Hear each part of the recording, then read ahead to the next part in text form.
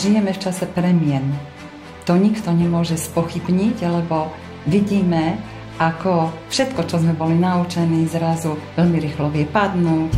Myslím si, že každý z nás niekedy začuje volanie.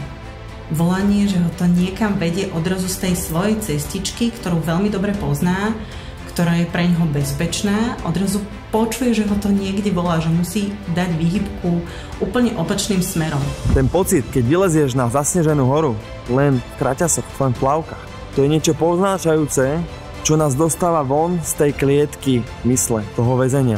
Kedy si uvedomujeme, že dokážeme naozaj oveľa viac, ako sme si mysleli. Z vonkajšieho pohľadu vedy sme len prach a obratíme sa na prach. Zhluk hmotných častíc, ktorý sa rozpadne. Pri pohľade z duše ale vidíme ten istý svet zvnútra a všetko je preniknuté hlbokým významom.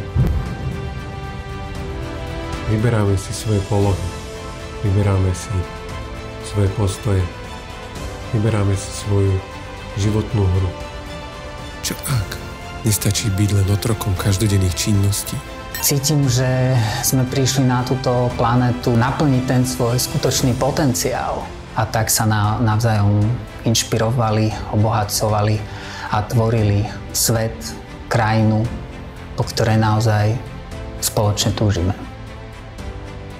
Prestaneme súdiť, prestaneme deliť na dobré a zlé, na správne a nesprávne. My tu môžeme mať na lusknutie prsta rádiť.